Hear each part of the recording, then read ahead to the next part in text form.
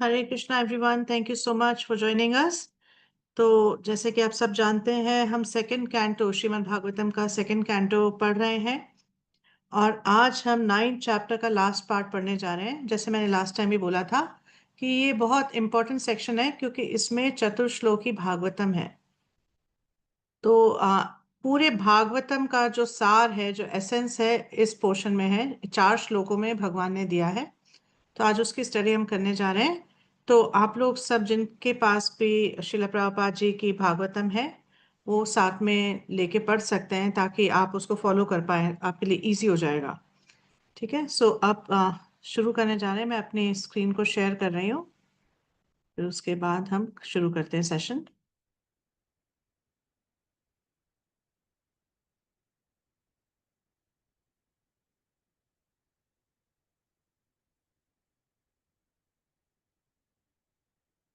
Okay. सो आज जो हम चैप्टर करने जा रहे हैं, इसका शीर्षक है श्री भगवान के वचन का उद्धरण देते हुए प्रश्नों के उत्तर, या फिर answers by citing Lord's version. तो इसका थर्ड पार्ट करने जा रहे हैं। ये चैप्टर हमने 3 पार्ट्स में किया है, आज लास्ट पार्ट है। तो कुछ मंगलाचरण के वर्सेस हैं, पहले मंगलाचरण कर लेते हैं, उसके बाद इस सेक्शन को कवर करेंगे। ओम ज्ञानतिमिरान्धस्य ज्ञानाञ्जनशलाकया चक्षुरुन्मिलितं येन तस्मै श्रीगुरुवे नमः। श्रीचैतन्यमनोभीष्टं स्थापितं येन भूतले स्वयं रूपा कदा मह्यं ददाति स्वपदान्तिकम्। वन्देऽहं श्रीगुरौ श्रीयुतपदकमलं श्रीगुरून् वैष्णवांश्च श्रीरूपां साग्रजातं सहगण रघुनाथान्वितं तं सजीवं साद्वैतं सावधूतं परिजनसहितं कृष्णचैतन्यदेवं श्रीराधा कृष्णपदान् सहगण ललिता श्रीविशाखान्वितांश्च। हे कृष्ण करुणा सिन्धु दीनबन्धु जगत्पते गोपेश गोपिका कांत राधा कांत नमोस्तुते। तप्त कांचन गौरांगी राधे वृंदावनेश्वरी वृषभानुसुते देवी प्रणमामि हरिप्रिये। वाञ्छाकल्पतरुभ्यश्च कृपा सिन्धुभ्य एव च पतितानां पावनेभ्यो वैष्णवेभ्यो नमो नमः। जय श्री कृष्ण चैतन्य प्रभु नित्यानंद श्री अद्वैत गदाधर श्रीवासादि गौर भक्त वृंदा। हरे कृष्णा कृष्णा कृष्णा हरे हरे, हरे रामा राम राम हरे हरे। नमो विष्णुपदाय कृष्णप्रेष्ठाय भूतले श्रीमते भक्ति वेदांत स्वामिनिति नामिने। नमस्ते सरस्वते देवे गौरवाणी प्रचारिणे निर्विशेष शून्यवादी पाश्चात्य देश तारिणे। कुछ और प्रणाम मंत्र कर लेते हैं। ओम नमो भगवते वासुदेवाय। ओम नमो भगवते वासुदेवाय। ओम नमो भगवते वासुदेवाय। नारायणं नमस्कृत्य नरं चैव नरोत्तमं देवीं सरस्वतीं व्यासं ततो जयम् उदीरयेत्। शृण्वतां स्वकथा कृष्ण पुण्यश्रवणकीर्तना हृदयन्तः स्तुह्यभद्राणि विधुनोति सुहृत्सताम्। नष्टप्रायेषु भद्रेषु नित्यं भागवत सेवया भगवती उत्तम श्लोके भक्तिर्भवती नैष्ठिकी।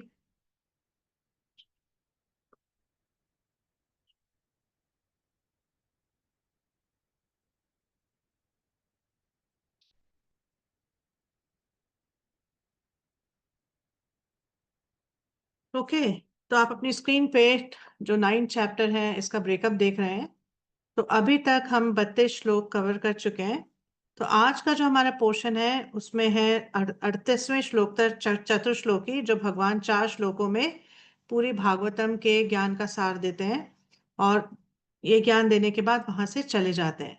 और 39वें से 46वें में जो है ब्रह्मा जी रिक्वेस्ट करते हैं, ब्रह्मा जी आग्रह करते हैं नारद मुनि से कि अब आपको मैंने बताया कि मैंने भगवान से क्या सुना, अब आप इसका प्रचार करिए।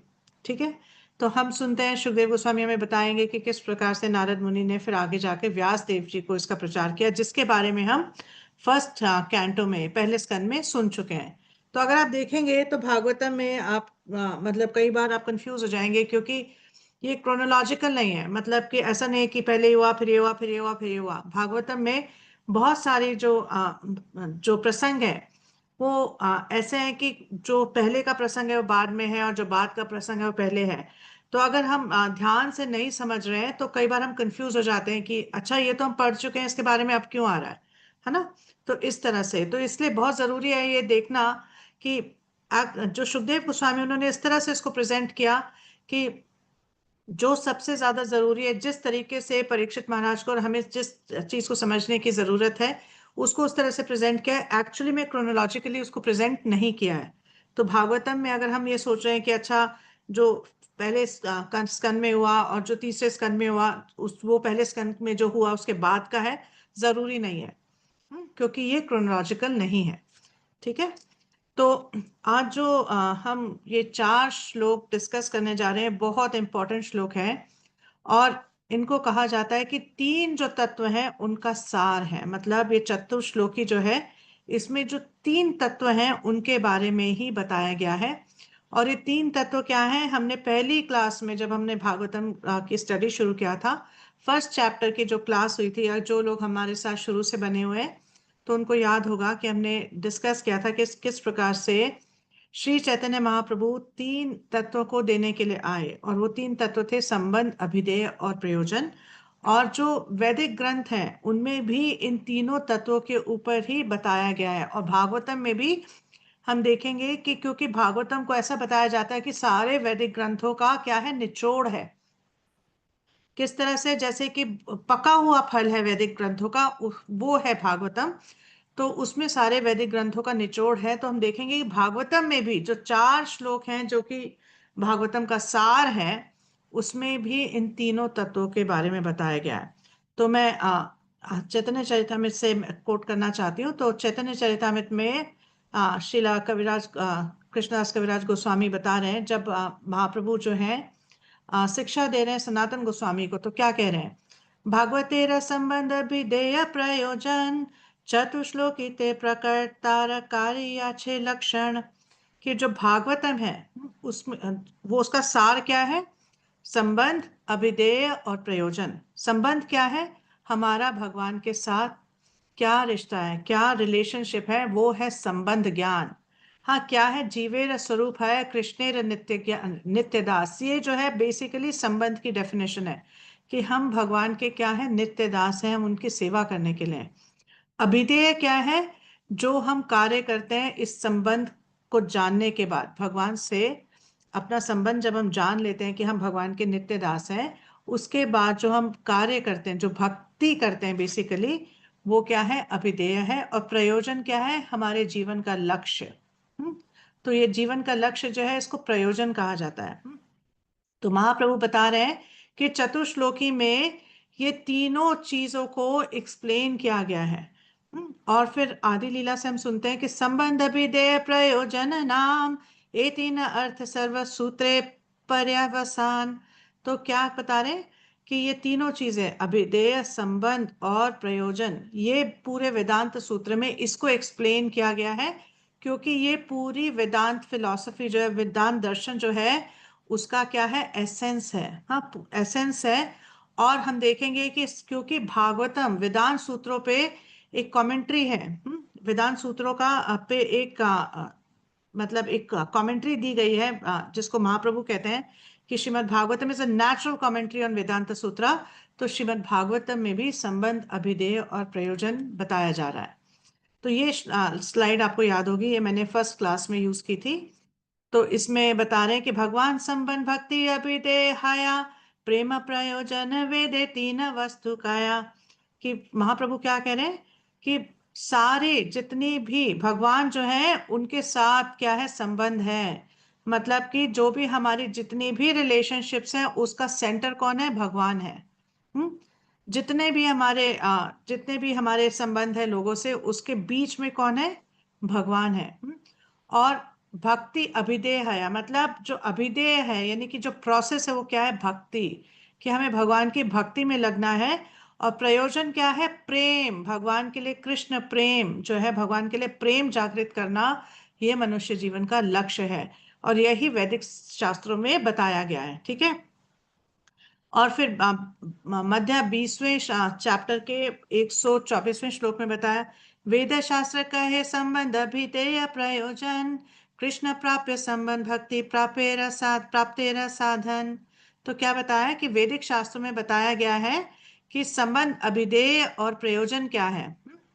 तो और कृष्ण प्राप्य संबंध मतलब कृष्ण के साथ के साथ अपना जो रिलेशनशिप है उसको क्या कहते हैं, संबंध कहते हैं। और भक्ति, हाँ जो है भक्ति क्या है, वो उसको करना जो है वो साधना है, वो साधना वो प्रैक्टिस है, ताकि एक व्यक्ति अपने जीवन के लक्ष्य को प्राप्त कर सके और भगवान के धाम में जाकर प्रेममयी सेवा कर सके। तो हम इसलिए मैं ये पूरा बैकग्राउंड दे रही हूँ क्योंकि चतुश्लोकी जो है बेसिकली इन तीनों तत्वों के बारे में है। तो शुरू करते हैं चतुश्लोकी से। सो 2.933, अहमेवासमेवाग्रे नान्यद्यत् सद् असत् परम् पश्चादहं यद् एतश्च यो वशिष्येत सोऽस्म्यहम्। तो इसमें क्या बता रहे हैं कि भगवान बता रहे हैं, हे ब्रह्मा, वह मैं ही हूं जो सृष्टि के पूर्व विद्यमान था, जब मेरे अतिरिक्त कुछ भी नहीं था। तब इस सृष्टि के कारण स्वरूपा भौतिक प्रकृति भी नहीं थी।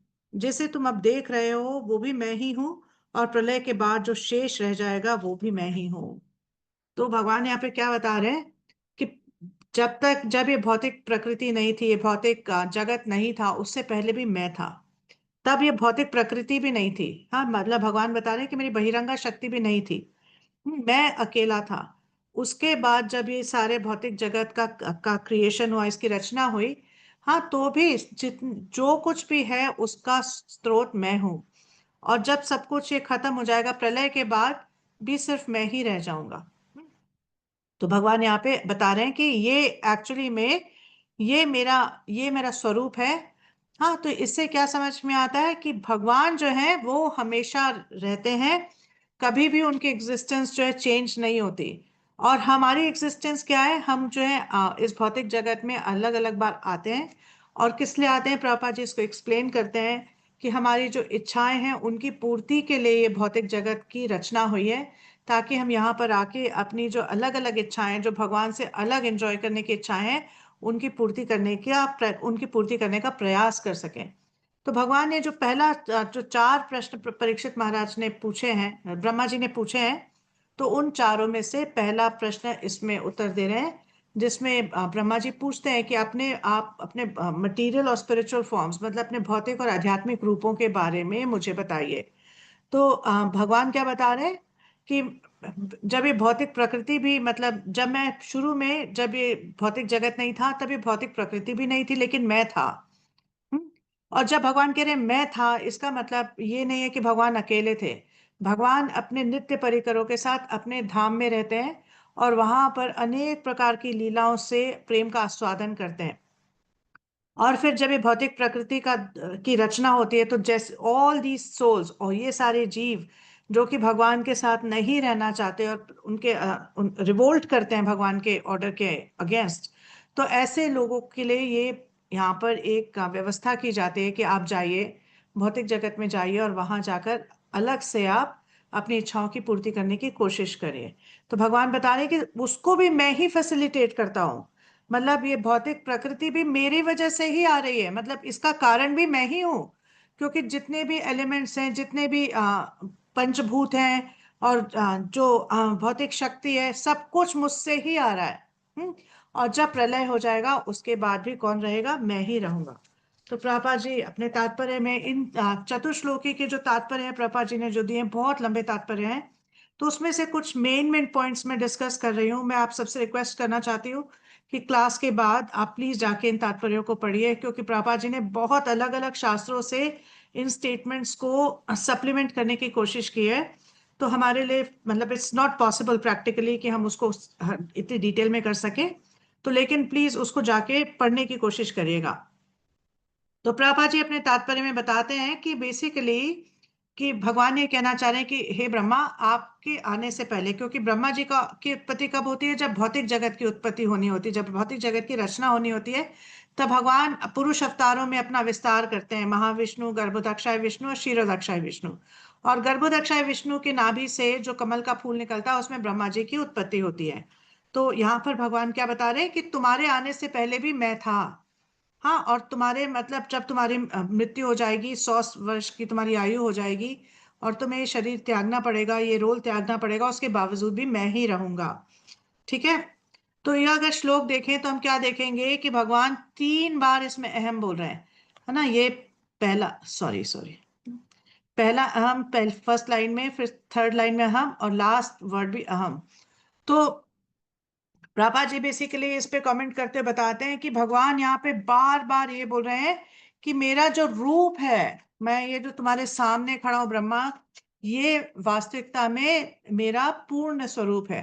मतलब यहाँ पे मायावाद का खंडन कर रहे हैं भगवान। हाँ, तो माया भगवान क्या कहना चाह रहे हैं कि मेरा एक फिजिकल फॉर्म है। हाँ, और ये फिजिकल फॉर्म जो है ये सबसे ऊपर है। तो इसलिए 3 बार भगवान जो है अहम अहम अहम बोल रहे हैं। ठीक है। और उसके बाद प्रभा जी अपने तात्पर्य में बताते हैं कि मतलब जब अ, भगवान ये हम समझ सकते हैं कि भौतिक जगत के लिए जो कुछ भी सप्लाई कर, जो कुछ भी चाहिए, जो भी इंग्रेडिएंट्स चाहिए, जो भी एलिमेंट्स चाहिए, वो भगवान सप्लाई करते हैं। और भगवान जो है साइमल्टेनियसली, साथ ही साथ अपने धाम में भी रहते हैं। और भगवान का धाम जो ऐसा नहीं है कि जैसे हम सोचते हैं ब्रह्म ज्योति है वहां पे कोई वेरिएशन नहीं है, ऐसा नहीं है। भगवान के धाम में फुल वैरायटी है, अनेक प्रकार के रस हैं। और भगवान हर रस का आस्वादन करते हैं। तो यहाँ पर ऐसा नहीं है कि भगवान बस वहां पर है और कुछ ध्यान लगा के बस बैठे हुए हैं, कुछ करने को नहीं है, ऐसा नहीं है। वहां पर भगवान अपने अलग अलग लीलाएं करते हैं, अपने अपने जो पार्षद हैं उनके साथ, अपने अंतरंग भक्तों के साथ।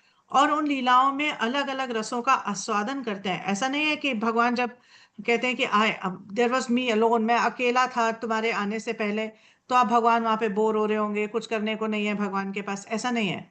हाँ, इसका मतलब यह है कि भगवान जब ऐसे बोलते हैं कि मैं था वहां पे, तो ऐसा हमारे आचार्य बताते हैं इसका कि इसका ये मतलब है भगवान अपने पार्षदों के साथ, अपनी शक्तियों के साथ अपने धाम में रहते हैं और वहां पर अनेक प्रकार की लीलाएं करते हैं। ठीक है। तो प्रापा जी फिर जो है निराकारवाद का खंडन करते हैं अपने इस तात्पर्य में, जैसे कि ये भी प्रापा जी बताते हैं, 3 बार अहम बोल के भगवान इस बात को, इसका खंडन कर रहे हैं कि मैं निराकार नहीं हूं, मेरा एक आकार है और वो हाईएस्ट रियलाइजेशन है ना। तो प्रापा जी कहते हैं कि जो मतलब कई बार निराकारवादी कहते हैं कि भगवान अगर मतलब अपने आप को अपना विस्तार कर रहे हैं, हाँ, और ये भौतिक जगत के क्रिएशन में अपना विस्तार कर रहे हैं, तो इसका मतलब अब भगवान मतलब अपने धाम में नहीं बचे हैं, क्योंकि भगवान ने अपना विस्तार करके भगवान तो यहाँ प्रेजेंट हो गए हैं।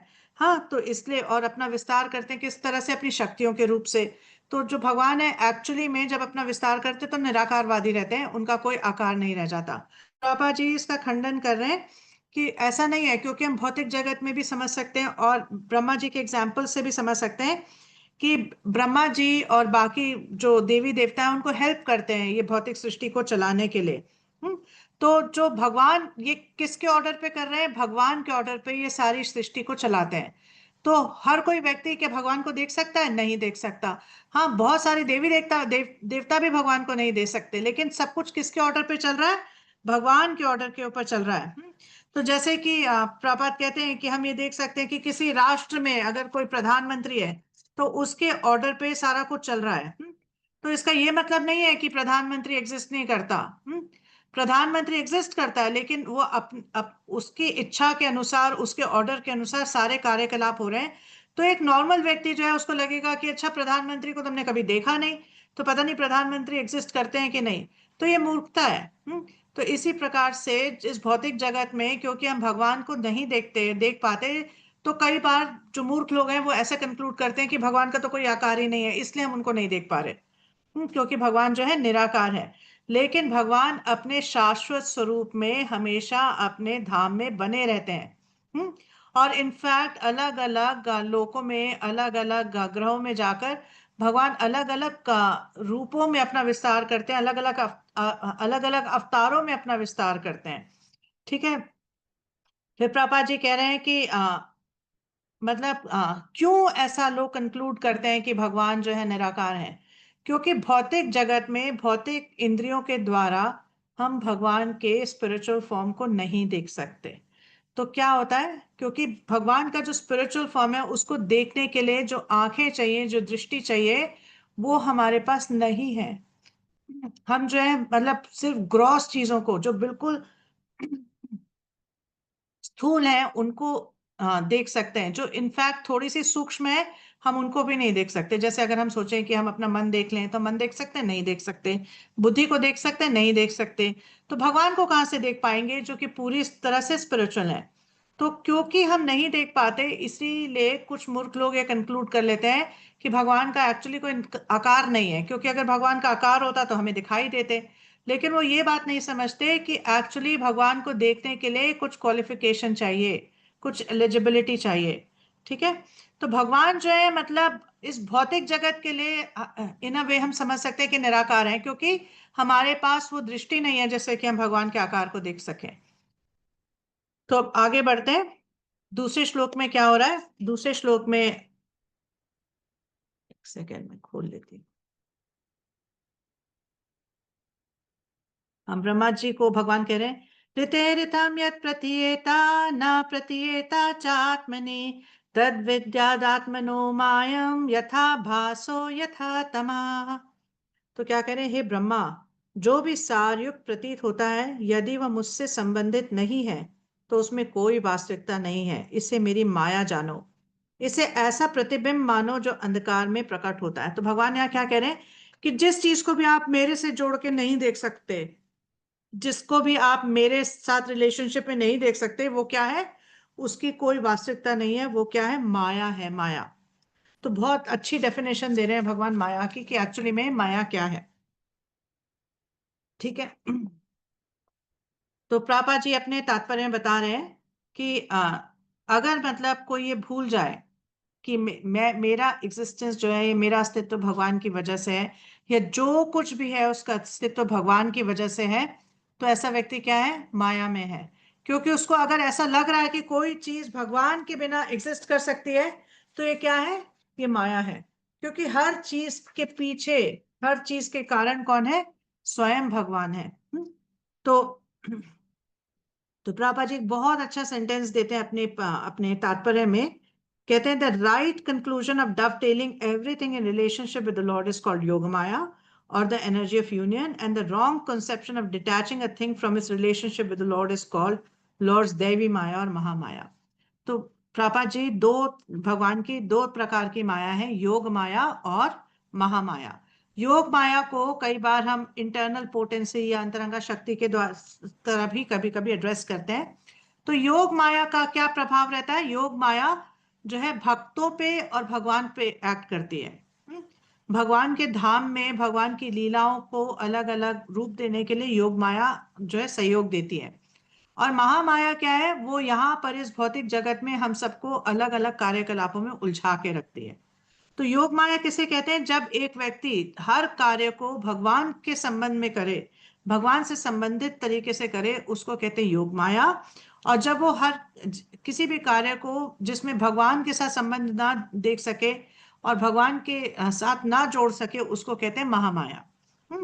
तो ये श्लोक भी जो है भक्त संबंध तत्व के बारे में, कि हर कुछ जो है हमें भगवान से संबंधित तरीके से देखना चाहिए, और जिस चीज को भी हम भगवान के संबंध में नहीं देख पा रहे हैं, उसको माया कहते हैं। ठीक है। और फिर प्रभुपाद जी अपने तात्पर्य में बताते हैं कि कि कई बार हम क्या देखते हैं कि हम एक रस्सी को देखते हैं सड़क पे, तो हमें किस बात का भ्रम होता है? कि शायद ये सांप है। हम्म, तो ये एक तरह का भ्रम है। लेकिन ऐसा नहीं कह सकते कि ये रस्सी जो है ये एग्जिस्ट नहीं करती या सांप जो है एग्जिस्ट नहीं करता। दोनों चीजें एग्जिस्ट करती हैं, लेकिन रस्सी को सांप समझना भ्रम है। इसी तरह से ये भौतिक जो सृष्टि है ये जो है, ये ऐसा नहीं है कि ये एग्जिस्ट, मिथ्या नहीं है ना। कई बार हम देखते हैं कि कई मायावादी बोलते हैं जगत मिथ्या। तो ये भौतिक सृष्टि मिथ्या नहीं है, लेकिन ये क्या है, टेम्परेरी है। हाँ, ये टेम्परेरी है, ये मिथ्या नहीं है। तो ये सोचना कि भगवान क्योंकि भगवान ने ये जो सृष्टि बनाई है ये मिथ्या है, ये भी एक तरह का भ्रम है। ठीक है। और ये भी सोचना कि अच्छा भगवान जो है निराकार है, हम भी निराकार हैं, अभी हम इस भौतिक जगत में हैं तो हमारा एक रूप है, लेकिन इस जीवन के खत्म होने के बाद हम हमारा जो है हम जाके भगवान में मिल जाएंगे और हमारा ये रूप खत्म हो जाएगा। ये सब क्या है, ये सारे इल्यूजन है, ये सब भ्रम है। इनमें से कोई भी चीज सही नहीं है। तो प्रभा जी अपने तात्पर्य में उसको एक्सप्लेन करते हैं कि हमें हर चीज को कैसे देखना है। हमें हर चीज को भगवान के रिलेशन में देखना है कि हमारा जो स्वरूप है वो क्या है, भगवान। हम भगवान के दास हैं और ये हमारा भगवान के साथ इटर्नल रिलेशनशिप है, ये हमारा शाश्वत संबंध है, इसको चेंज नहीं किया जा सकता। और अगर कोई ये सोचे कि हाँ हम तो पूरी तरह से इंडिपेंडेंट हैं, पूरी तरह से स्वतंत्र हैं, हमारे मन में जो आए हम कर सकते हैं, तो इससे बड़ा भ्रम कोई नहीं है। तो प्रभा जी कई जगह आप इस एग्जाम्पल को देते हैं कि आप अपने पलक को झपकने से नहीं रोक सकते, उसको कंट्रोल नहीं कर सकते, आप बाकी चीजों को क्या कंट्रोल करोगे, है ना। ये अगर आपको भ्रम है कि मैं स्वतंत्र हूं, मैं सब कुछ कंट्रोल कर सकता हूं, तो ये बहुत बड़ा भ्रम है। और फिर अपने तात्पर्य में प्रभा जी बताते हैं कि ये जो माया शक्ति है इसके दो तरह के कार्य होते हैं। इसको मतलब ये भ्रामिक है और इसके दो प्रकार के कार्य हैं। एक होता है आवरणात्मिका और एक है प्रक्षेपात्मिका। तो आवरणात्मिका शक्ति जो है माया की, वो क्या करती है, एक जीव के ऊपर आवरण डाल देती है। एक जीव के ऊपर का आवरण डालने से मतलब कि वो उसको जो है, जो सही चीज है वो दिखाई नहीं देती। हाँ, मतलब कि उसको ऐसा लगता है कि भगवान तो है नहीं, हाँ भगवान तो निराकार है। ये सब क्या, आवरणात्मिका शक्ति के का प्रभाव है माया की। और प्रक्षेपात्मिका शक्ति क्या है कि उसको नीचे खींचती है। कोई भी जीव जो है उसको कहाँ खींचती है, तमोगुण की तरफ खींचती है। तो ये माया की जो है ये दो शक्तियां हैं। तो इसीलिए जो एक भक्त है उसको बहुत सावधानी से भक्ति के मार्ग में चलना चाहिए। क्योंकि अगर आप प्रोग्रेस नहीं कर रहे हो, अगर आप आगे नहीं बढ़ रहे हो, तो आप इसका मतलब नीचे जा रहे हो। There is nothing called status को इन भक्ति। हाँ, मतलब आप ये सोचो कि अच्छा हम तो उसी लेवल पे हैं, हम तो उसी लेवल पे रहना चाहते हैं, हम उसी लेवल पे हैं, वो बात एग्जिस्ट ही नहीं करती है। क्योंकि माया का ऐसा प्रभाव है कि या तो आप भगवान की अंतरंगा शक्ति का सहारा लेके ऊपर चढ़ जाओ, और अगर आप वो नहीं कर रहे तो माया शक्ति आपको नीचे खींच लेगी। बीच का कोई लेवल नहीं है। तो इसीलिए बहुत जरूरी है कि हर कोई व्यक्ति जो भक्ति करना चाह रहा है उसको कोशिश करनी चाहिए कि मैं हर दिन कुछ ना कुछ करके एक स्टेप, एक माइनर स्टेप, एक छोटा स्टेप, 1 सेंटीमीटर आगे बढ़ूं। हम्म क्योंकि अगर मैं आगे नहीं बढ़ूंगा तो मुझे क्या होगा, नीचे खींच लिया जाएगा माया के द्वारा। तो फिर प्रभा जी बताते हैं कि जो ये माया का प्रभाव है ये क्या है, इसको अंधकार कहते हैं, है ना। जैसे माया, कृष्ण सूर्य समा माया है अधिकार अंधकार, जहां कृष्ण तहां नहीं माया रा अधिकार। कि कृष्ण जो है सूर्य के समान है और माया क्या है, अंधकार है। और जहां कृष्ण होते हैं वहां माया का अधिकार नहीं हो सकता। अब जहां पे मतलब लाइट है वहां डार्कनेस नहीं हो सकती, है ना। तो ये तो हम मतलब एग्जाम्पल से आराम से समझ सकते हैं कि जब दिन निकलता है, जब सूर्य की रोशनी निकलती है, तो वहां पे अंधेरा नहीं रहता फिर। अंधेरा कहाँ रहता है, जहाँ सूर्य की रोशनी नहीं पहुंच रही, या आपने कमरा बंद कर लिया वहां अंधेरा है क्योंकि वहां सूर्य की रोशनी नहीं आ रही। लेकिन जहाँ सूर्य की रोशनी आ रही है वहां पे अंधेरा नहीं रहता। तो इसी तरह से जहाँ भगवान है और जहाँ पे भगवान की भक्ति में सेवा है, वहां पर अंधकार नहीं रहता। तो इस माया के प्रभाव से निकलने का क्या तरीका है, तो प्रभा जी बताते हैं कि माया के प्रभाव से निकलने का एक ही तरीका है कि जो हम प्रकाश है उसके शरण में जाएं। तो ये प्रकाश किस फॉर्म में है हमारे सामने, भगवत गीता के फॉर्म में है, श्रीमद् भागवतम के फॉर्म में है। और कैसे, मतलब कैसे इसकी शरण में जाए, एक प्रमाणिक गुरु या एक प्रमाणिक गुरु के जो लाइन में आ रहे हैं उनके थ्रू श्रवण करके हम इन ग्रंथों का सहारा लें। हाँ, ऐसा नहीं कि हम किसी को भी पकड़ लें, अच्छा यहाँ पे भागवत सप्ताह चल रहा है, चलो यहाँ चल के सुन लेते हैं, इससे हमें हमारा अंधकार जो है दूर हो जाएगा, हम माया से दूर निकल जाएंगे, ऐसा नहीं है। हाँ, अगर कोई व्यक्ति प्रॉपरली सिचुएटेड नहीं है, आप उससे भागवतम सुनेंगे तो आपको कोई फायदा तो डेफिनेटली नहीं होगा, नुकसान जरूर हो सकता है। इसीलिए कौन जो वक्ता है इसका ध्यान रखना बहुत जरूरी है। किनसे हम एसोसिएट कर रहे हैं, किनसे हम ज्ञान लेने की कोशिश कर रहे हैं, ये बात को ध्यान रखना बहुत जरूरी है। अब देखते हैं 35वें में क्या हो रहा है। मिनट में निकाल देती हूँ। हम्म। यथा महन्ति भूतानि भूतेष्वश्वेष्वनु प्रविष्टानि अप्रविष्टानि तथा तेषु न तेष्वहम्। तो क्या कह रहे हैं? हे ब्रह्मा, तुम यह जान लो कि ब्रह्मांड के सारे तत्व विश्व में प्रवेश करते हुए भी प्रवेश नहीं करते हैं। उसी प्रकार मैं उत्पन्न की गई प्रत्येक वस्तु में स्थित रहते हुए भी साथ ही साथ प्रत्येक वस्तु से पृथक रहता हूं। तो ये अचिंत्य भेद अभेद तत्व है।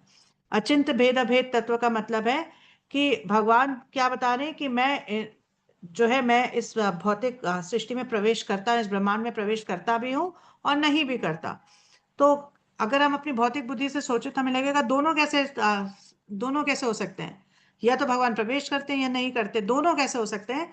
लेकिन भगवान के केस में कुछ भी हो सकता है, भगवान कुछ भी कर सकते हैं, इसीलिए इसको बोलते हैं अचिंत, मतलब इनकंसीवेबल। हम इसके बारे में अपनी छोटी बुद्धि के साथ नहीं सोच सकते।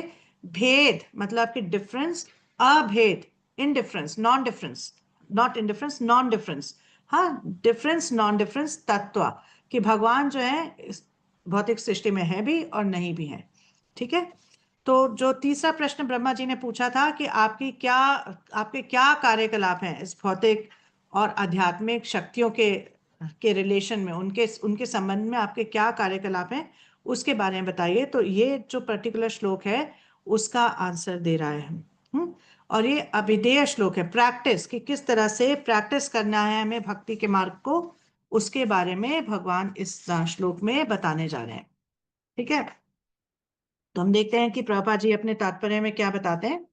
तो हमने इससे पहले लास्ट क्लास में हमने रहस्य की भी चर्चा की थी कि भगवान ना भगवान बताते हैं रहस्य, कि रहस्य क्या है, ऐसा करके भगवान बताते हैं। मैं आपको श्लोक का नंबर देख के बताती हूँ, एक सेकेंड। हाँ, ये श्लोक है 2931। इसमें भगवान कहते हैं ज्ञानम परम गुह्यम में यद विज्ञान समन्वितम स रहस्यम तद अंगम च गृहाण गदितम मया। तो ये बता रहे हैं ना, तो रहस्य, तो इसमें रहस्य के बारे में चर्चा कर रहे हैं। जो रहस्य के बारे में भगवान 31वें श्लोक में बता रहे हैं इसी चैप्टर के, उसको इस पर्टिकुलर श्लोक में एक्सपैंड कर रहे हैं भगवान, कि मैं जब रहस्य बोल रहा हूं तो उसका क्या मतलब है। तो प्रभुपाद जी जो है इसके तात्पर्य में इसको एक्सप्लेन करते हैं कि जितने भी एलिमेंट्स हैं, जितने भी तत्व हैं, हाँ, वो मतलब वो कहाँ से आ रहे हैं? बहुत सारे, जो जैसे कि जल, पावक, समीर, हाँ, और ये मतलब अर्थ, वाटर, फायर, एयर, ईथर, ये सब क्या है? ये सारे जो तत्व हैं, ये हर जीव के शरीर में प्रवेश करते हैं। तो चाहे वो मतलब कोई एक्वाटिक एनिमल हो, चाहे वो कोई कोई रेप्टाइल हो, सबके शरीर में प्रवेश करते हैं। जैसे कि हमारे शरीर में भी ये पांचों एलिमेंट्स, पांचों तत्व हैं, है ना। कि जो हमारे ये स्थूल शरीर दिख रहा है, इसका मेन एलिमेंट क्या है? अर्थ है, मतलब कि, और इसके अंदर क्या है? पानी है ना, और जठराग्नि मतलब फायर भी है, और एयर भी है, प्राणवायु, हाँ, और ईथर मतलब कि space, intra and intercellular space, है ना। तो ये सारी चीजें, सारे तत्व हमारे अंदर भी हैं। तो ये सारे एलिमेंट्स जो हैं, जो भगवान बताते हैं कि ये सारे तत्व मुझसे ही प्रकट हो रहे हैं, भगवान की जो मतलब प्रधान जो है उससे ये सारे तत्व जो है प्रकट होते हैं। तो ये मतलब ब्रह्मांड में प्रवेश करते हैं, हर एक जीव के अंदर प्रवेश करते हैं, लेकिन अलग से भी इनका अस्तित्व है। ऐसा नहीं है कि सब जीवों में प्रवेश कर गए, अभी एलिमेंट्स खत्म हो गए, तत्व खत्म हो गए, ये एग्जॉस्ट हो गए, ऐसा नहीं है। ये सारे तत्व अलग से भी एग्जिस्ट करते हैं। तो प्रभा जी अपने तात्पर्य में बताते हैं कि मतलब इससे हम समझ सकते हैं कि वो सारे जीवों के अंदर एंटर भी किए हैं और नहीं भी किए हैं, हाँ, क्योंकि उसके अलावा भी एग्जिस्ट करते हैं। तो इसी तरह से जो भगवान है इस भौतिक जगत या भौतिक ब्रह्मांड में अपनी शक्तियों के द्वारा प्रवेश करते हैं, अपनी शक्ति के द्वारा सबको संचालित करते हैं। लेकिन भगवान सिर्फ वहां तक सीमित नहीं है, भगवान अपने धाम में भी अलग से रहते हैं। तो इसीलिए मतलब भगवान क्या बता रहे हैं कि मैं भौतिक जगत में किस तरह से इंटरेक्ट करता हूँ, और मेरा एक स्पिरिचुअल अबोर्ड भी है, और मेरी एक इंटरनल पोटेंसी भी है, स्पिरिचुअल एनर्जी भी है, जिसके साथ मैं अपने धाम में रहता हूँ। तो पापा जी फिर अगेन निराकारवादियों का खंड को की निंदा कर रहे हैं, उनकी आलोचना कर रहे हैं, और ये बता रहे हैं कि जो निराकारवादी वो क्या कहते हैं कि भगवान जो है क्योंकि एक्सपैंड कर गए हैं, हर जगह अपनी शक्तियों के द्वारा विस्तृत हैं, तो उनका कोई पर्सनल फॉर्म नहीं है। तो पापा जी कह रहे हैं कि ये एक्चुअली में मेजर रहस्य है, ये एक मेजर रहस्य है कि क्योंकि ऐसे जो निराकारवादी हैं उनके पास भक्ति की शक्ति नहीं है, तो वो भगवान के रूप को नहीं देख पाते। उनको लगता है कि भगवान ने अपना एक्सपेंशन कर लिया सभी शक्तियों के रूप में, अब भगवान एग्जिस्ट नहीं करते। लेकिन जो भक्त हैं, क्योंकि उनकी आंखों में प्रेमांजन चुरिता भक्ति विलोचनेना, कि प्रेम का अंजन लगा हुआ है, प्रेम की काजल लगा हुआ है। हाँ, किस वजह से? भक्ति की वजह से। तो क्या करते हैं वो भगवान के रूप को हर जगह परसीव कर पाते हैं।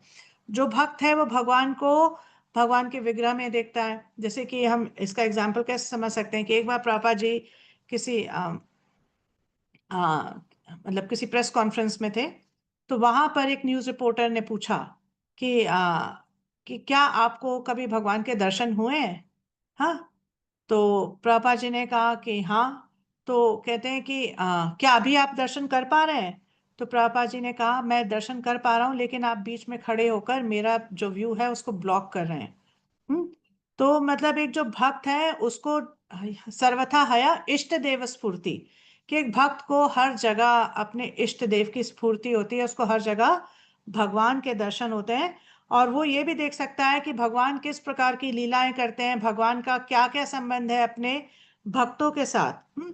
तो ये जो है ये बहुत बड़ा रहस्य है, ये एक भौतिकतावादी व्यक्ति या एक निराकारवादी व्यक्ति नहीं समझ सकता, क्योंकि उसके पास भक्ति की शक्ति नहीं है।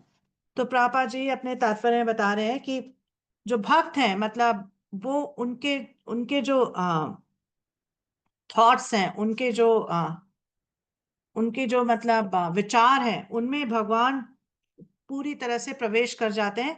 यहाँ तक कि उनकी जितनी भी इंद्रियां हैं वो भी पूरी तरह से भगवान के सेवा में संलग्न होने की वजह से पूरी तरह से क्या हो जाती है? कृष्ण भावना भावित हो जाती हैं। हम्म। तो यहाँ पर ये बताया जो रहस्य है वो क्या है? भगवान की प्रेम भक्ति। तो एक व्यक्ति को क्या करना चाहिए? भगवान की भक्ति में लगना चाहिए। ये अभिधेय तत्व है, ये प्रोसेस है। ये प्रोसेस है कि भगवान के साथ एक बार हमें अपना संबंध समझ में आ गया, तो अब क्या करना है? भगवान की भक्ति में लगना है। जैसे कि ब्रह्मा जी बताते हैं कि प्रेमांजना छुरिता भक्ति विलोचनेना शांता सदैव हृदयेषु विलोकयन्ति यम श्याम सुंदरम अचिंत गुण स्वरूपम गोविंदम आदि पुरुषम तमहम भजामि। है ना? कि क्या है कि भगवान जो है, ब्रह्मा जी कह रहे हैं मैं उनको प्रणाम करता हूँ। हाँ, जिनके जो जो शुद्ध भक्त हैं, जिनके जो अनन्य भक्त हैं, क्योंकि उन्होंने अपनी आंखों में प्रेम का अंजन लगा रखा है, तो हमेशा उनको देख पाते हैं। और यही तरीका है भगवान को देखने का, भक्ति के सिवा भगवान को देखा नहीं जा सकता।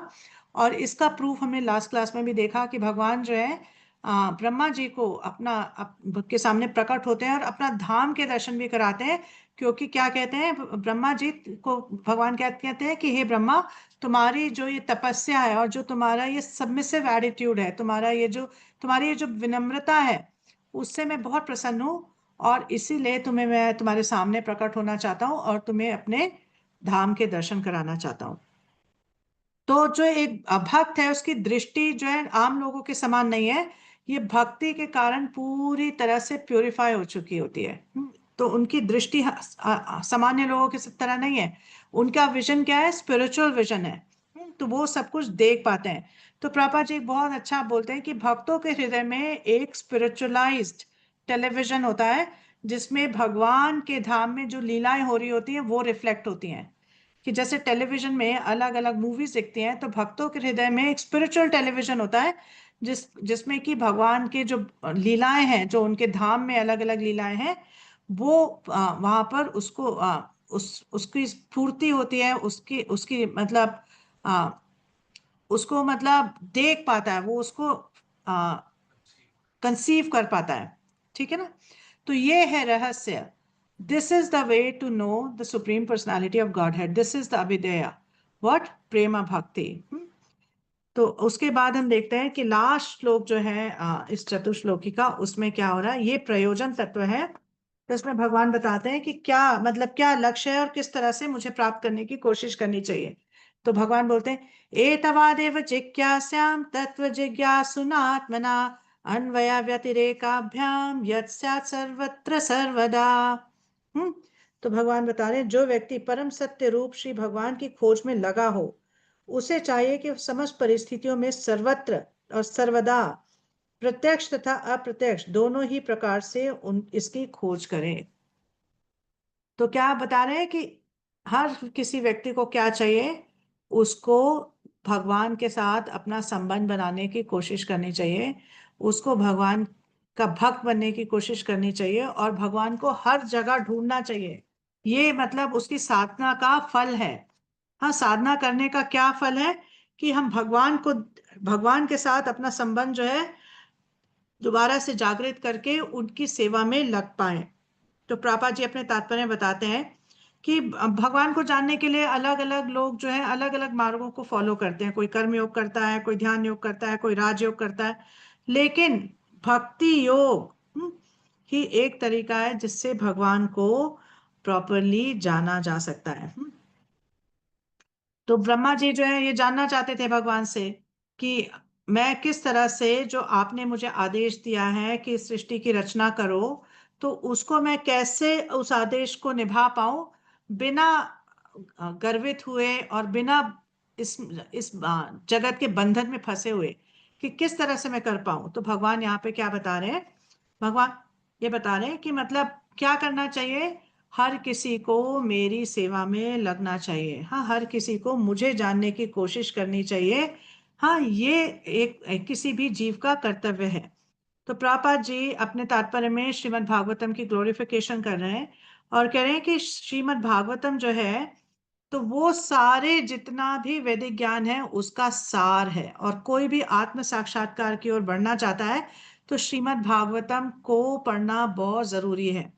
और जिस व्यक्ति को समझ में आ गया कि अच्छा, मेरे जीवन का लक्ष्य कुछ और है, सिर्फ यहाँ पे खाना पीना ऐश करना नहीं है, कुछ और है, तो उसको क्या करना चाहिए, एक प्रामाणिक गुरु की शरण में जाना चाहिए, जो कि एक प्रामाणिक गुरु शिष्य परंपरा में आ रहे हैं, जो कि भगवान से आ रही है परंपरा। जैसे किस केस में भगवान किसको ज्ञान दे रहे हैं, ब्रह्मा जी, फिर ब्रह्मा जी किसको बता रहे हैं, नारद मुनि को बता रहे हैं, फिर नारद मुनि से व्यासदेव, व्यासदेव से सुखदेव गोस्वामी, से परीक्षित महाराज। इस तरह से जब ये ज्ञान एक परंपरा में आता है, तो एक व्यक्ति को ये रहस्य समझ में आता है कि किस तरह से मुझे भक्तिमय कार्य करने चाहिए, किस तरह से मुझे प्रेम भक्ति के लेवल पे पहुंचना चाहिए। ठीक है? तो ऐसे जो गुरु हैं, वो एक अब शिष्य की सारी शंकाओं को दूर कर पाते हैं। हाँ, और यही इस श्लोक में भगवान इसी तरफ डायरेक्ट कर रहे हैं कि इस प्रोसेस को समझने की कोशिश करनी चाहिए, और इस प्रोसेस का जो लक्ष्य है उसको प्राप्त करने की कोशिश करनी चाहिए। तो भागवतम जो है बार बार बार बार बताती है कि एक्चुअली भक्ति योगा के सिवाय और कोई भी तरीका नहीं है। हम अपने मन के वजह से अलग अलग प्रकार के शरीरों को धारण करते चले जाते हैं। हमारी मन की जो स्थिति होती है उसके हिसाब से हमें नया शरीर मिलता है। और जब तक मन इन भौतिक कार्यों में लगा रहेगा, इस भौतिक इंद्र तृप्ति में लगा रहेगा, तब तक हम इस मतलब अंधकारमय जगत से नहीं निकल पाएंगे, पॉसिबल ही नहीं है। तो इसका इसलिए क्या करना है, हमें हमें भगवान के प्रति प्रेम को डेवलप करना है। हाँ, और इसी तरह से हम जो ये भौतिक जगत का जो से हमारा जो संबंध है इसको तोड़ पाएंगे, और आध्यात्मिक जगत और भगवान से अपना संबंध जोड़ पाएंगे। तो जीव गोस्वामी जो है, प्रभुपाद जी जीव गोस्वामी को कोट करते हैं, तो वो क्या बताते हैं कि यहाँ पे जब भगवान वर्ड्स यूज कर रहे हैं सर्वत्र सर्वदा, तो इसका क्या मतलब है कि कोई भी स्थिति क्यों ना हो, कोई भी व्यक्ति कहाँ पे भी क्यों ना हो, उसकी कोई भी स्थिति क्यों ना हो, उसको भक्ति योग की प्रैक्टिस करनी चाहिए। उसको बहुत ध्यान पूर्वक भक्ति के मार्ग में लगना चाहिए। और इस भक्ति के मार्ग में लगने से किसी व्यक्ति का कोई भी लेवल क्यों ना हो, चाहे वो शूद्र हो, चाहे कुछ भी क्यों ना, चंडाल हो, शूद्र से भी नीचे चंडाल हो, वो व्यक्ति सबसे हाईएस्ट लेवल तक पहुंच सकता है जस्ट बाय प्रैक्टिसिंग भक्ति योगा। तो ये भी नहीं है कि भक्ति योग में इस तरह की भी एलिजिबिलिटी नहीं चाहिए कि वो सिर्फ ब्राह्मण कर सकते हैं या सिर्फ ब्रह्मचारी कर सकते हैं, बाकी लोग नहीं कर सकते। भक्ति योगा के लिए कोई भी एलिजिबिलिटी नहीं चाहिए, बस एक सिंसेरिटी ऑफ पर्पस चाहिए। कि मतलब अगर हम सिंसियर हैं और हम आगे बढ़ना चाहते हैं, भगवान के साथ अपना संबंध स्थापित करना चाहते हैं, तो उसके अलावा देर इज नो इम्पेडिमेंट, उसके अलावा उसके में कोई भी बाधा नहीं है। तो प्रभा जी अपने तात्पर्य में बताते हैं कि किसी भी, चाहे आप किसी भी वर्ण में हो, किसी भी आश्रम में हो, आप भगवान की भक्ति कर सकते हो। जैसे कि प्रहलाद महाराज ने भक्ति के बारे में कब सुना? जब अपनी माँ के गर्भ में थे। ध्रुव महाराज ने कब सुना? जब वो 5 वर्ष के थे। परीक्षित महाराज ने कब सुना? जब वो मृत्यु के बहुत करीब थे। और फिर अम्बरीश महाराज जो है, उन्होंने बहुत यंग एज से अपनी सारी इंद्रियों को भगवान की सेवा में लगा दिया। और धृतराष्ट्र जो है वो भी जो लगे है ना, ओल्ड एज में जाके बिल्कुल फ्रस्ट्रेट हो गए, तो विदुर जी के कहने पे उन्होंने भी भक्ति के मार्ग को अपनाया। और अजामिल जो है, एकदम मृत्यु के कगार पे उनको समझ में आया कि मुझे भक्ति करनी चाहिए। तो इस तरह से कोई व्यक्ति किसी भी आश्रम में क्यों ना हो, किसी भी स्थिति में क्यों ना हो, वो भक्ति कर सकता है। फिर प्रभुपाद जी अपने तात्पर्य में कई पॉइंट्स देते हैं, मैं एक बार पढ़ना चाहती हूँ क्योंकि बहुत अच्छे पॉइंट्स हैं। तो प्रभा जी कहते हैं कि भले ही कोई समस्त वेदों तथा शास्त्रों में निष्णात हो, किंतु यदि वह परमेश्वर का भक्त नहीं है तो वह नराधा माना जाता है। कि मतलब आपने कितने भी शास्त्र क्यों ना पढ़ लिए हो, आप कितने ही ज्ञानी क्यों ना बन गए हो, कि हाँ, लेकिन अगर आपने भगवान की भक्ति नहीं की तो आप क्या हो? सबसे गिरे हुए हो। फिर बताते हैं प्रभा जी, गरुड़ पुराण, बृहद नारदीय पुराण तथा पद्म पुराण में भी इसी की पुनरावृत्ति की गई है कि जो भगवत भक्ति से रहित है उसके वैदिक ज्ञान तथा तपस्या का क्या लाभ।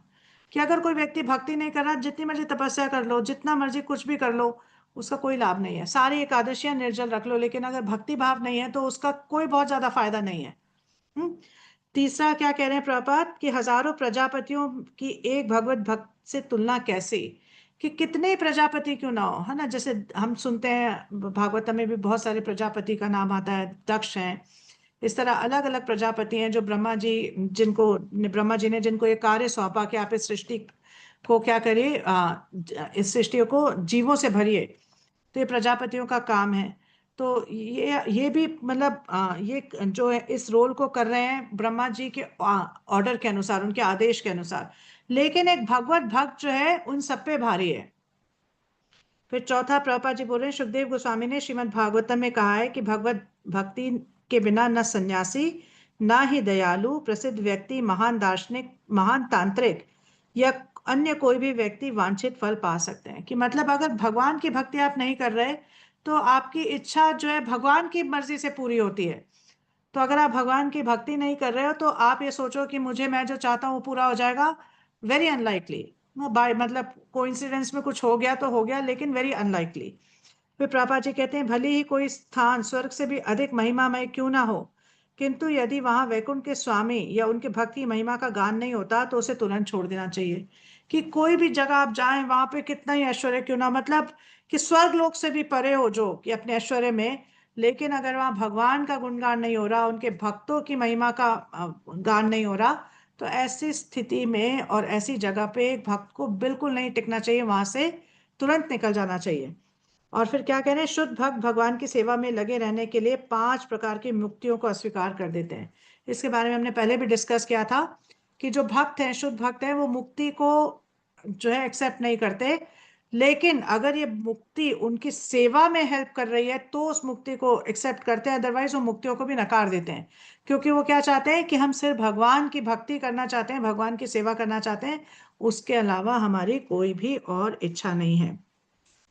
तो फिर प्रभा जी जो चतुश्लोकी भागवतम है, इसका कंक्लूजन दे रहे हैं कि एक व्यक्ति को क्या चाहिए, उसे भगवान की महिमा का श्रवण करना चाहिए, उसका गुणगान करना चाहिए, भगवान की जो अलग अलग पास टाइम्स हैं उनका उनका ध्यान करना चाहिए। हाँ, क्योंकि यही एक्चुअली में एक मनुष्य जीवन का लक्ष्य है। This is the highest perfection. तो भगवान की सेवा में ऐसा नहीं है कि यहाँ तक करना है बस, को देर इज नो लिमिट। आप कितनी भी सेवा कर सकते हो, भगवान की सेवा का कोई भी लिमिट नहीं है। हाँ, तो मतलब शुरू में जो है जब हम भगवत भक्ति शुरू करते हैं तो ज्ञान की थोड़ी सी जरूरत पड़ती है, लेकिन एक लेवल पे पहुंचने के बाद कोई और चीज जो है हमें हेल्प नहीं करती except for our sincerity and our dedication.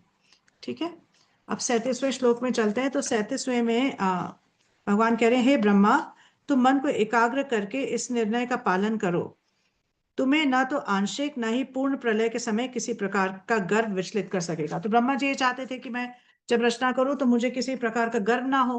तो भगवान बता रहे हैं कि मैंने तुम्हें चतुश्लोकी में जो चार इन श्लोकों में जो ज्ञान दिया है, इस ज्ञान को तुम आत्मसात करो। हाँ, और फिर ऐसा करने से क्या होगा, तुम बिल्कुल भी विचलित नहीं होगे, तुम्हारी ऐसी स्थिति नहीं होगी कि तुम्हें कभी भी गर्व हो। तो प्रभा जी बताते हैं कि जैसे भगवत गीता में 4 श्लोक आते हैं जिसको चतुश्लोकी भगवत गीता कहा जाता है, जो 10.8 से 10.12 तक है, 10.89 11 तक है। तो ये चतुश्लोकी जो है भगवत गीता, ये भगवत गीता का सार देते हैं। इसी तरह से चतुश्लोकी भागवतम भागवतम का सार दे रहा है। तो ये दोनों जो है, ये 8 जो श्लोक हैं, 4 भगवत गीता के और 4 भागवतम के, ये पूरा भागवत दर्शन जो है इसको प्रेजेंट करते हैं। मतलब अगर कोई व्यक्ति इन 4 4 + 4 इन 8 श्लोकों को अच्छे से समझ ले तो उसको पूरा भागवत दर्शन, पूरा भागवत धर्म समझ में आ जाएगा कि क्या करने की जरूरत है। ठीक है, फिर प्रभुपाद जी बताते हैं कि एक व्यक्ति को क्या करना चाहिए। एक व्यक्ति को एक प्रामाणिक गुरु की शरण लेनी चाहिए, क्योंकि एक प्रामाणिक गुरु ना सिर्फ ज्ञान देता है लेकिन अपने आचार के द्वारा भी अपने जो अपना शिष्य है उसको सिखाता है कि किस प्रकार से भक्ति के कार्यकलाप करने चाहिए, किस तरह से भक्ति में अपने जो अपनी चेतना है उसको किस तरह से लगाना चाहिए। और ऐसे गुरु की एक शिष्य को सेवा करनी चाहिए। बिना सेवा के मेवा नहीं मिलती है ना, बिना सेवा के कोई भी कृपा नहीं मिलती। अगर हम ये सोचें कि हम बस बोलते हैं गुरु गुरु महाराज प्लीज कृपा करिए, गुरु महाराज मेरे पे कृपा करिए, प्लीज बी मर्सीफुल, लेकिन हम कोई सेवा करने को नहीं तैयार है, तो वास्तविकता में उसको निष्कपट कृपा नहीं कहते। निष्कपट कृपा तभी होती है जब हम गुरु को अपनी सेवा के द्वारा प्रसन्न करते हैं, अपनी सेवा के द्वारा संतुष्ट करते हैं, तब गुरु जो है प्रसन्न होकर अपनी कृपा देते हैं। और उस कृपा के माध्यम से ही हम भक्ति के मार्ग पर अग्रसर हो पाते हैं, आगे बढ़ पाते हैं। ठीक है, अब देखते हैं 38वें में क्या हो रहा है। तो 38वें में सुखदेव गोस्वामी बोल रहे हैं। सुखदेव गोस्वामी ने महाराज परीक्षित से कहा, जीवात्माओं के नायक ब्रह्मा को अपने दिव्य रूप में पूर्ण पुरुषोत्तम भगवान हरि इस प्रकार उपदेश देते दिखे और फिर अंतर्धान हो गए। तो हमें देखेंगे कि भगवान का ना कैरेक्टरिस्टिक है कि भगवान जब कहीं पे प्रकट होते हैं तो जो उनका कार्य होता है, जिसलिए वो प्रकट हुए हैं, जैसे ही वो कार्य खत्म होता है भगवान वहां से चले जाते हैं। ऐसा नहीं कि भगवान वहीं पे रहते हैं थोड़ी देर और चलो और कुछ काम कर लेते हैं और कुछ बातें कर लेते हैं, नहीं। भगवान अपना कार्य करके इमीडिएटली, आप देखेंगे पूरी भागवतम में देखेंगे ये, कि जब भी भगवान आते हैं अपना कार्य करते हैं, अपना जो भी उनको करना है उसको करके आप वहां से इमीडिएटली भगवान वहां से चले जाते हैं। तो प्रभुपाद जी अपने तात्पर्य में बताते हैं कि भागवतम जो है इसमें पूरे वैदिक ग्रंथों का सार है, और भगवान ने इसको पर्सनली ब्रह्मा जी को सिखाया, ब्रह्मा जी को ये दिया, क्योंकि ब्रह्मा जी क्या है, एक संप्रदाय आचार्य हैं। तो भगवान ने क्यों ब्रह्मा जी को ज्ञान दिया कि आप संप्रदाय आचार्य हो, अब आप क्या करो, आप इस ज्ञान को आगे जो है डिस्ट्रीब्यूट करो, इसका प्रचार करो, इसका विस्तार करो। तो इसलिए ब्रह्मा जी नारद जी को देते हैं, फिर नारद जी व्यास मुनि को देते हैं, फिर वहां से सुखदेव गोस्वामी, और इस तरह से ब्रह्मा जी की परंपरा में ये ज्ञान जो है आगे तक इसका प्रचार हुआ। ठीक है, 39वें में देखते हैं क्या हो रहा है। 39वें में बोलते हैं सुखदेव गोस्वामी, भक्तों की इंद्रियों को दिव्य आनंद प्रदान करने वाले पूर्ण पुरुषोत्तम भगवान हरि के अंतर्धान हो जाने पर ब्रह्मा जी हाथ जोड़े हुए ब्रह्मांड की जीवात्माओं से पूर्ण वैसी ही सृष्टि पुनः करने लगे जिस प्रकार वह इसके पूर्व थी। है ना। तो जब भगवान वहां से चले गए तो ब्रह्मा जी ने दोबारा से सृष्टि करने का कार्य जो है शुरू कर दिया। तो प्रभा जी अपने तात्पर्य में बताते हैं कि हम सबको जो ये अलग अलग इंद्रियां मिली हैं किस लिए मिली हैं? ये इंद्रियां मिली हैं ताकि हम इसको भगवान की भक्तिमय प्रेममय सेवा में लगा सकें। इसलिए नहीं मिली है कि हम इसको अलग से जाके एंजॉय कर सकें। लेकिन जो बद्ध जीव है उसको क्या लगता है कि ये इंद्रियां मेरी इंजॉयमेंट के लिए है ना। ये आंखों से मैं अच्छी अच्छी चीजें देख लूं, ये कानों से कुछ अच्छा अच्छा म्यूजिक सुन लूं, इस नाक से मैं कुछ अच्छा अच्छा स्मेल कर लूं, हाँ इस जीवा से कुछ अच्छा खा लूं, कुछ उल्टा पुल्टा बोलूं, कुछ प्रजल्प करूं। लेकिन एक्चुअली में इंद्रियां मिली है भगवान की सेवा करने के लिए। तो यहाँ पर हम क्या देख रहे हैं कि ब्रह्मा जी जो है उन्होंने क्या किया, अपनी इंद्रियों को दोबारा से जो भगवान की इच्छा है उसकी पूर्ति के लिए लगाया। और ये जो भौतिक जगत जो है ये भगवान इसकी रचना क्यों अलाउ करते हैं या क्यों फैसिलिटेट करते हैं? क्योंकि हम जैसे जीव जो है भगवान से अलग होकर एंजॉय करना चाहते हैं। तो भगवान हमें फैसिलिटी देना चाहते हैं कि अच्छा ठीक है, अगर तुम मेरे से अलग चाहते हो रहना तो जाओ। और उसके साथ साथ भगवान क्या करते हैं, इस भागवत धर्म के ज्ञान को भी यहाँ पर भेजते हैं। तो अलग अलग अपने एजेंट्स के थ्रू, जैसे कि नारद मुनि हुए, ब्रह्मा जी, हाँ, और मतलब गुरु परंपरा में जितने भी आचार्य होते हैं उनके थ्रू भगवान अपने एजेंट्स को भेजते हैं ताकि हम जैसे लोगों को का मार्गदर्शन हो सके और हम ये समझ सकें कि हमें इस भौतिक जगत में फंसना नहीं है, यहाँ से निकलना है और अपनी इंद्रियों को भगवान की सेवा में लगाना है। अब 40वें में क्या हो रहा है? 40वें में आ, दक्ष 40वें में शुकदेव गोस्वामी कह रहे हैं, एक बार जीवों के पूर्वज तथा धर्म के पिता ब्रह्मा जी ने समस्त जीवात्माओं के कल्याण में ही अपना हित समझते हुए विधि विधि पूर्वक यम नियमों का को धारण किया। कि क्या किया कि भगवान ने समझ लिया कि मुझे जो है ब्रह्मा जी ने समझ लिया कि मुझे रूल्स एंड रेगुलेशंस को फॉलो करना पड़ेगा जिससे कि मैं भगवान की जो इच्छा है उसकी पूर्ति कर सकूं। तो प्रभुपाद जी बहुत इंपॉर्टेंट पॉइंट बोल रहे हैं कि कोई भी व्यक्ति जब तक एक रेगुलेटेड लाइफ, एक नियमित जीवन नहीं व्यतीत करता तब तक, हाँ, उस वो ये सोचे कि मैं जो है कुछ भी करता जाऊं और मेरी भक्ति के मार्ग में भी मैं आगे बढ़ता जाऊं, ये दोनों चीजें एक साथ नहीं चलती। अगर कोई व्यक्ति आत्म साक्षात्कार करना चाहता है, भक्ति के मार्ग में आगे बढ़ना चाहता है, तो उसको एक नियमित जीवन बिताना पड़ेगा। अगर कोई ये सोचता है कि मैं कुछ भी इंद्र तृप्ति कर लूं, हाँ, और असंयमित रूप से इंद्र तृप्ति कर लूं, पशु के समान जीवन जी लूं और उसके बाद भी क्या करूं, उसके बाद भी मुझे जो है मनुष्य जीवन के लक्ष्य की प्राप्ति हो जाए, तो ये दोनों चीजें साथ में नहीं चलती। तो ब्रह्मा जी इसलिए अपने एग्जाम्पल से दिखाते हैं कि किस प्रकार से आ, मतलब अपने सेंसेस को, अपने इंद्रियों को नियमित करना चाहिए। किस लिए? ताकि हम एक हायर पर्पस अचीव कर सकें, एक उच्चतर कर्तव्य की पूर्ति कर सकें। तो ब्रह्मा जी जो है अपने एग्जाम्पल से, आचार से दिखा रहे हैं। इसलिए ब्रह्मा जी क्या है? आचार्य हैं, क्योंकि वो अपने आचार से दिखाते हैं कि किस तरह से एक भक्त को भगवान की सेवा में सब कुछ लगा देना चाहिए, अपनी इंद्रियों को भी भगवान की सेवा में लगा देना चाहिए। 41 से 43 में देखते हैं क्या हो रहा है। 41 में 41वें श्लोक में हो रहा है कि ब्रह्मा जी के उत्तराधिकारी पुत्रों में सर्वाधिक प्रिय नारद अपने पिता की सेवा के लिए सदैव तत्पर रहते हैं और अपने पिता के उपदेशों का अत्यंत संयम, विनय और सौम्यता से पालन करते हैं। तो यहाँ पे प्रभुपाद जी ने कोई तात्पर्य नहीं दिया, तो मैं 42वां श्लोक पढ़ती हूँ। हे राजन, नारद ने अपने पिता पर को अत्यधिक प्रसन्न कर लिया और समस्त शक्तियों के स्वामी विष्णु की शक्तियों के विषय में जानने की इच्छा प्रकट की, क्योंकि नारद समस्त ऋषियों और समस्त भक्तों में सर्वोपरि हैं। तो यहाँ पे क्या बता रहे हैं कि उन्होंने अपने पिता का पालन किया। तो नारद मुनि के गुणों के बारे में हम पहले स्कंद में भी पढ़ते हैं कि किस तरह से थे नारद मुनि। हाँ, नारद मुनि जो है बहुत संयमित थे, बहुत विनम्र थे और बहुत सौम्य थे। हाँ, तो इसीलिए जो भक्ति वेदांत हैं जिनके बारे में हम पढ़ते हैं फर्स्ट कैंटो में, कि भक्ति वेदांत जो है उन पे अपनी कृपा करते हैं, तो यहाँ पर भी इसीलिए वो अपने पिता को सबसे ज्यादा प्रिय थे, क्योंकि नारद मुनि में ये सारी क्वालिटीज थी। तो प्रभुपाद जी अपने तात्पर्य में बताते हैं कि ब्रह्मा जी के अनेक पुत्र हुए, जैसे कि दक्ष हुए, चतुर कुमार हुए, हाँ, नारद हुए।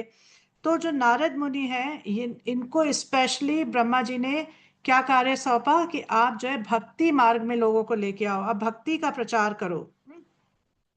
तो जैसे दक्ष जो है उनको क्या कार्य दिया गया कि उनको जो है कर्म का कार्य दिया गया कि आप जो है इस पूरे ब्रह्मांड में क्या करो, सृजन मतलब बहुत सारे लोगों को यहाँ पे उनकी उत्पत्ति करो, इस ब्रह्मांड को जो खाली है इसको भरो, इस पृथ्वी को भरो। हम्म।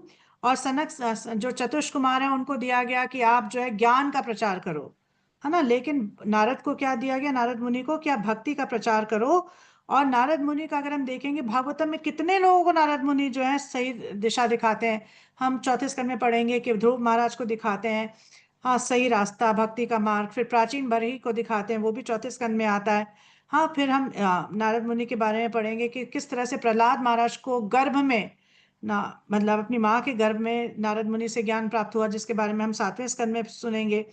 तो कितने लोगों को नारद मुनि जो है एक गुरु के रूप में भगवत भक्ति का ज्ञान देते हैं, और फर्स्ट क्लास डिवोटी हैं। हाँ, he is a spiritual warrior. तो प्रभुपाद जी अपने तात्पर्य में बताते हैं कि इसी प्रकार से हर किसी को क्या करना चाहिए, अपने गुरु की शरण में जाना चाहिए। हम्म। और कैसे गुरु परंपरा, जो नारद जी, ब्रह्मा से नारद से व्यास, ऐसे जो पूरी एक परंपरा आ रही है, ऐसे प्रमाणिक गुरु के पास जाना चाहिए और भक्ति के बारे में जानने की कोशिश करनी चाहिए, भगवान से अपने संबंध के बारे में जानने की कोशिश करनी चाहिए। आप 43rd श्लोक में सुखदेव गोस्वामी कह रहे हैं, जब नारद ने देखा कि समस्त ब्रह्मांड के प्रपितामह ब्रह्मा जी मुझ पर प्रसन्न है, तो महर्षि नारद ने अपने पिता से विस्तार में भी पूछा। ये आप देखेंगे कि जब मैं कह रही थी कि भागवतम क्रोनोलॉजिकल नहीं है, तो हमने सेकंड कैंटो के बिगिनिंग मतलब आई थिंक 5th या 6th चैप्टर में ये पढ़ा कि नारद मुनि जो अलग अलग प्रश्न कर रहे हैं, है ना। तो यहाँ पर ये बताया जा रहा है कि नारद ने पूछा, मतलब कि ये प्रसंग एक्चुअली उससे पहले का है, लेकिन इसको सुखदेव गोस्वामी बाद में नरेट कर रहे हैं ना। तो प्रभुपाद जी अपने तात्पर्य में बताते हैं कि एक गुरु के पास ना एक सिंपल क्वेरी नहीं लेके जानी चाहिए कि गुरु महाराज मैं जो है कैसे अपना बिजनेस चला लूं, हाँ, या गुरु महाराज मैं कैसे अपनी गृहस्थी ऐसे चला लूं। तो कोई ना ऑर्डिनरी स्कूल मास्टर नहीं है गुरु। गुरु जो है आध्यात्मिक ज्ञान देने के लिए है, और कोई पेड एजेंट नहीं है जिनको कि आपने थोड़े से डॉलर्स दिए उसके बाद जो मर्जी पूछना है पूछ लिया, ऐसा नहीं है। गुरु से गुरु को किस तरह से अप्रोच करना चाहिए, जैसे कि भगवान भगवत गीता के 434 में बताते हैं कि क्या करना चाहिए, बहुत सबमिसिवली, है ना, बहुत सबमिसिवली जाना चाहिए और बहुत सबमिसिवली इंक्वायर करना चाहिए, सेवा करना चाहिए, परिप्रश्नेन सेवया, कि कैसे प्रश्न करना चाहिए, बहुत सेवा करके गुरु को संतुष्ट करके उनसे अलग अलग प्रकार के प्रश्न पूछने चाहिए। तो नॉर्मल जैसे हम अपने किसी टीचर को ट्रीट करते हैं, गुरु को वैसे ट्रीट नहीं करना चाहिए। हाँ, बेवकूफ़ी वाली क्वेरीज लेके गुरु के पास नहीं जाना चाहिए। गुरु के पास हमें आध्यात्मिक प्रश्नों को लेके जाना चाहिए, ऐसी चीजों को पूछना चाहिए जिससे हमारे आध्यात्मिक जीवन का कंसर्न है। तो गुरु शिष्य जो रिलेशनशिप है, जो संबंध है, ये शाश्वत है। तो किस तरह से है कि एक शिष्य जो है अपने गुरु से बहुत ध्यान से सुनता है, फिर आगे ये शिष्य इस लायक बन जाता है कि वो दूसरे को अपना शिष्य बना सके। तो इस तरह से ये परंपरा कंटिन्यू होती है। लेकिन इसके लिए बहुत जरूरी है कि जो शिष्य है उसका पूरी तरह से संयमित होना और सिंसियर होना बहुत जरूरी है। किसी प्रकार के भी अगर कुटी नाटी है उसके अंदर, डुप्लिसिटस बिहेवियर है, तो वो इस परंपरा में को आगे चलाने के लायक नहीं है। फिर 44 श्लोक में देखते हैं क्या हो रहा है। 44वें श्लोक में आ, सुखदेव गोस्वामी कहते हैं कि तब जाकर पिता ब्रह्मा ने अपने पुत्र नारद को श्रीमद् भागवतम नामक उपवेद पुराण कह सुनाया, जिसका वर्णन श्री भगवान ने उनसे किया था और जो 10 लक्षणों से युक्त है। तो फिर मतलब सुखदेव गोस्वामी कह रहे हैं कि जब नारद मुनि ने इस तरह से प्रश्न किया तो भगवान ने तो ब्रह्मा जी उनको भागवतम सुनाई। और 10 भागवतम के 10 लक्षणों के बारे में बताया। ये हम नेक्स्ट चैप्टर में पढ़ेंगे, ये 10 चैप्टर में आता है, 10 कैरेक्टरिस्टिक्स ऑफ श्रीमद् भागवतम, है ना। तो उसके बारे में तो 4 वर्सेस में जो चतुश्लोकी है, ये ज्ञान ब्रह्मा जी ने नारद जी को दिया। तो जैसे हम भागवतम के बिगनिंग में सुनते हैं जन्मादय सहता, हाँ, अन्वयाद इतरतः चार्थेषु अभिज्ञासुराट, कि भगवान ही सब, हर मतलब हर चीज के जो सोर्स है वो भगवान है, हर चीज के कारण वो भगवान है। और इसमें हम अब क्या सुन रहे हैं कि 4 श्लोकों में भागवतम का जो सार है उन्होंने ब्रह्मा जी को दिया। तो प्रभुपाद जी कह रहे हैं कि इसका ये मतलब नहीं है कि 17,996 जो श्लोक हैं वो बेकार है। हाँ, क्योंकि 4 श्लोकों में तो भगवान ने सार दे दिया भागवतम का।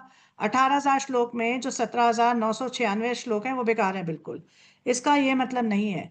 4 श्लोकों में ब्रह्मा जी को जो ज्ञान दिया गया है उसको बाकी श्लोकों में एक्सपैंड किया गया है। तो प्रभा जी कहते हैं 18,000 श्लोक तो क्या, इनको 4 बिलियन श्लोक में भी हम एक्सपैंड कर सकते हैं। ये ज्ञान इतना गुह्य है और इतना मतलब इसमें इतना कुछ है एक्सप्लेन करने के लिए कि 4 बिलियन वर्सेस में भी हम एक्सप्लेन कर सकते हैं। तो प्रभा जी फिर इसमें उपमा देते हैं कि जिस तरह से महाप्रभु ने रूप गोस्वामी को मतलब 10 दिन में जो है पूरा ज्ञान दिया, और फिर रूप गोस्वामी जी ने कितने सारे ग्रंथों की रचना की इस ज्ञान को एक्सपैंड करने के लिए, ताकि हम इसको समझ सकें।